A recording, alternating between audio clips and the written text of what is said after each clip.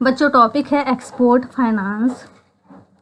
जब एक domestic manufacturer के द्वारा अपने गुड्स को डोमेस्टिक कंट्री में ही सेल किया जाता है तो उस सेल की पेमेंट तभी मिल जाती है। इसी तरह से अगर एक कंट्री का मैन्युफैक्चरर अपने गुड्स को फॉरेन कंट्रीज़ में सेल करता है तो उस सेल की पेमेंट मिलने में कुछ टाइम लग जाता है।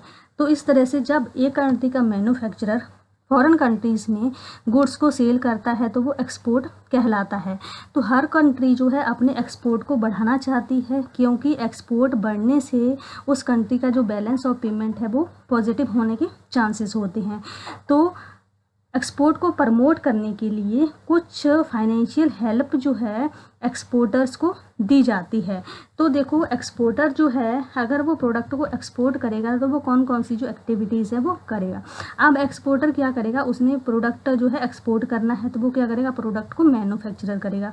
अब प्रोडक्ट को मैन्युफैक्चर करने के लिए वो क्या करेगा, रॉ मटेरियल परचेज़ करेगा, फिर उसको फाइनल प्रोडक्ट में कन्वर्ट करेगा, इसके बाद वो फाइनल प्रोडक्ट को पैक करेगा। तो ये जो सारे खर्चे हैं इन खर्चे के लिए एक्सपोर्टर को पैसे की ज़रूरत होती है। इसी तरह से कुछ खर्चे एक्सपोर्टर के द्वारा प्री शिपमेंट स्टेज के बाद किए जाते हैं, मतलब गुड्स को शिप करने के बाद किए जाते हैं। जैसे पेमेंट की जाती है मिडलमैन्स एंड एजेंट्स को। इसके अलावा फॉरेन कंट्रीज़ में ट्रेड फेयर्स एंड एग्जीबिशंस किए जाते हैं, या फिर फॉरेन कंट्रीज़ में जो रिप्रेजेंटेटिव हैं वो स्टे करते हैं तो उनका खर्चा।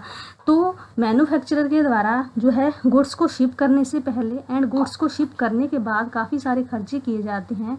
तो उन खर्चों को मीट करने के लिए जो फंड्स हैं वो एक्सपोर्टर को प्रोवाइड किए जाते हैं, ताकि जो एक्सपोर्टर है वो ज़्यादा से ज़्यादा प्रोडक्ट एक्सपोर्ट करे। तो इस तरह से एक्सपोर्टर को फाइनेंशियल हेल्प प्रोवाइड करना, फंड्स प्रोवाइड करना एक्सपोर्ट को बढ़ाने के लिए, तो वो क्या कहलाता है, एक्सपोर्ट फाइनेंस कहलाता है।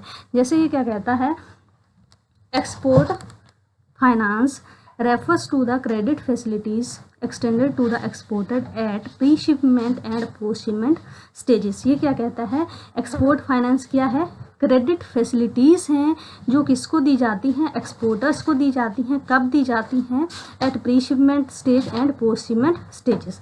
तो प्री शिपमेंट स्टेज पर कौन कौन से खर्चे किए जाते हैं एक्सपोर्टर के द्वारा। जैसे एक्सपोर्टर क्या करेगा, रॉ मटेरियल परचेज़ करेगा, रॉ मटेरियल परचेज़ करने का खर्चा। इसके अलावा जो है मैन्युफैक्चर करेगा, मैन्युफैक्चर के लिए जैसे लेबर अपॉइंट करेगा तो उसका खर्चा, फिर गुड्स को पैक करेगा, पैकिंग का खर्चा। तो ये सारे जो खर्चे किए जाते हैं एक्सपोर्टर के द्वारा वो प्री शिपमेंट स्टेज पर किए जाते हैं।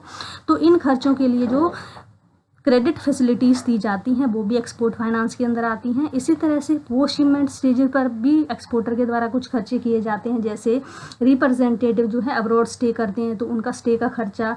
इसी तरह से एक्सपोर्टर जो है फॉरेन कंट्रीज़ में ट्रेड फेयर्स एंड एग्जीबिशंस लगाता है तो उनका खर्चा।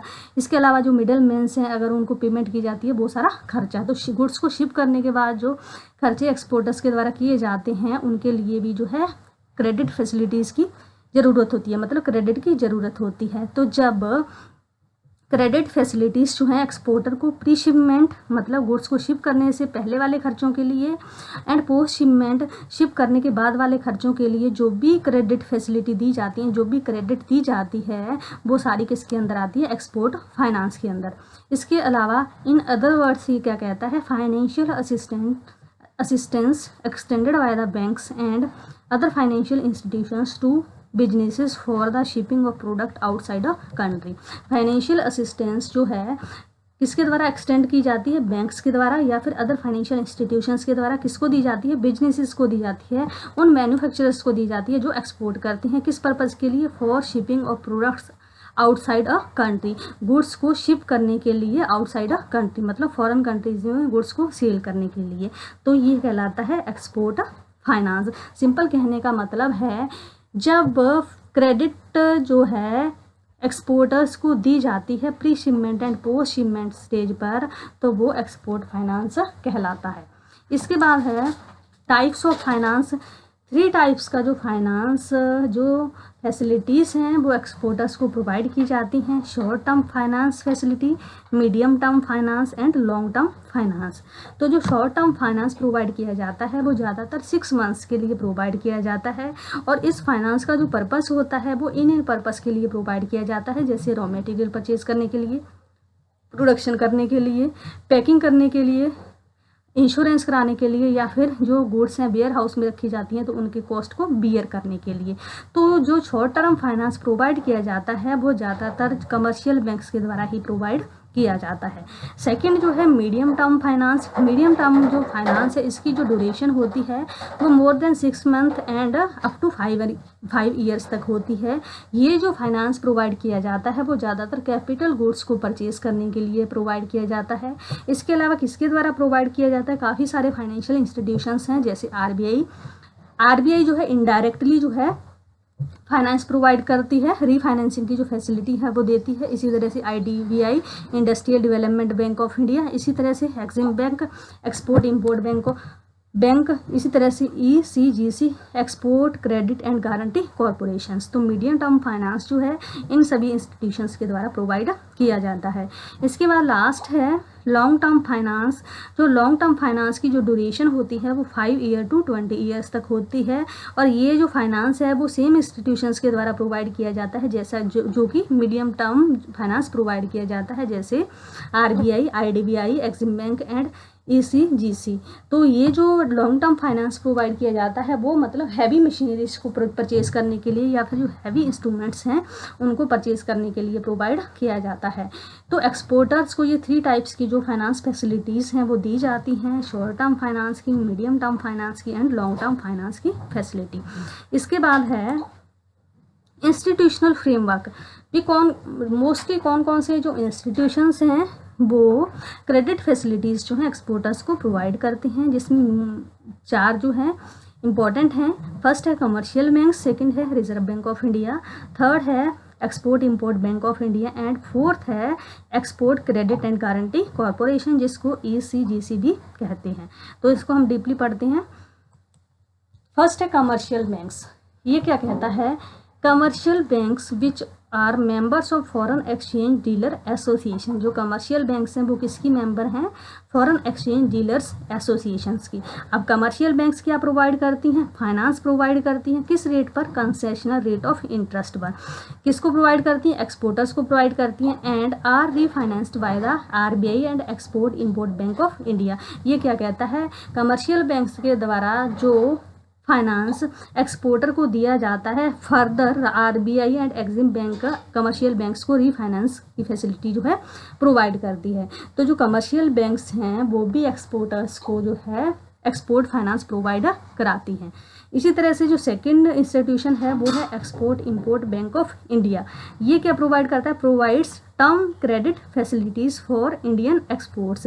ये क्या कहता है, medium term and long term जो क्रेडिट फैसिलिटीज़ हैं वो इंडियन एक्सपोर्टर्स को एक्सिम बैंक के द्वारा प्रोवाइड की जाती है।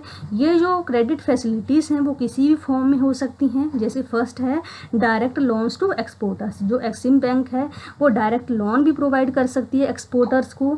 सेकंड है refinance facilities to commercial banks, या फिर जो है एक्सिम बैंक जो है इनडायरेक्टली कमर्शियल बैंक्स को मतलब इनडायरेक्टली जो है एक्सपोर्टर्स को फाइनेंसिंग जो फैसिलिटी है वो देती है। मतलब जो कमर्शियल बैंक्स जो है क्रेडिट देंगी एक्सपोर्टर्स को, एंड फर्दर जो एक्सिम बैंक है वो किसको रिफाइनेंस करेगी, कमर्शियल बैंक्स को। इसी तरह से थर्ड जो है participates with commercial banks in extending medium term loans to exporters. कई बार क्या करती है एक्सिम बैंक कमर्शियल बैंक के साथ मिलकर जो है मीडियम टर्म जो लोन्स हैं वो एक्सपोर्टर्स को प्रोवाइड करती है। तो एक्सिम बैंक जो है इन तीन तरीके से जो है क्रेडिट फैसिलिटीज़ जो है एक्सपोर्टर्स को प्रोवाइड करती है, जैसे डायरेक्ट लोन प्रोवाइड करती है, या फिर कमर्शियल बैंक्स को रीफाइनेंसिंग की फैसिलिटी प्रोवाइड करती है, या फिर कमर्शियल बैंक के साथ मिलकर जो है क्रेडिट फैसिलिटीज़ जो है एक्सपोर्टर्स को देती है। इसके बाद है ईसीजीसी, जिसको export credit and guarantee corporation भी कहा जाता है। तो ईसीजीसी के मेन 2 पर्पस होते हैं। फर्स्ट जो पर्पस है प्रोटेक्ट द एक्सपोर्टर। ईसीजीसी क्या करती है, एक्सपोर्टर्स को प्रोटेक्ट करती है। सेकंड जो ऑब्जेक्टिव है वो है प्रोटेक्ट द बैंक्स। ये जो ईसीजीसी है वो बैंक्स को भी प्रोटेक्ट करती है। तो फर्स्ट देखते हैं एक्सपोर्टर को कैसे प्रोटेक्ट करती है। ये क्या कहती है, क्रेडिट रिस्क से प्रोटेक्ट करती है। ये क्या कहता है, by providing a range of credit risk insurance covers to exporters against loss in export of goods and services. Export credit insurance is designed to protect the exporters from political risk, commercial risk, economic hurdles such as BOP problems। ये क्या कहता है, जब exporters के द्वारा अपना जो goods हैं फॉरेन कंट्रीज़ में उधार सेल की जाती हैं, क्रेडिट पर सेल की जाती हैं, तो ECGC उनको एक जो है क्रेडिट रिस्क इंश्योरेंस जो है क्रेडिट रिस्क इंश्योरेंस कवर जो है एक्सपोर्टर्स को प्रोवाइड करती है। अगर एक्सपोर्टर को कोई भी मतलब जो रिस्क है उधार गुड्स फॉरेन कंट्री में सेल करने से होता है, चाहे वो पॉलिटिकल रिस्क है या फिर कमर्शियल रिस्क है या फिर कोई इकोनॉमिक हर्डल से रिलेटेड रिस्क है, तो उस रिस्क से जो है एक्सपोर्टर्स को प्रोटेक्शन प्रोवाइड करती है। मान लो जो एक्सपोर्टर है उसने जो है गुड्स क्रेडिट और फॉरेन कंट्रीज़ में सेल कर दी, तो इस केस में जो क्रेडिट रिस्क बियर करना पड़ेगा एक्सपोर्टर को, तो उसकी जो प्रोटेक्शन मिलेगी वो किससे मिलेगी, इंश्योरेंस से मिलेगी। तो इस तरह से जो ECGC है वो एक्सपोर्टर्स को क्रेडिट रिस्क से प्रोटेक्ट करती है। सेकंड जो है प्रोटेक्ट द बैंक्स, उन बैंक्स को प्रोटेक्ट करती है जो बैंक क्या करते हैं, एक्सपोर्टर्स को क्रेडिट फैसिलिटीज़ प्रोवाइड करते हैं।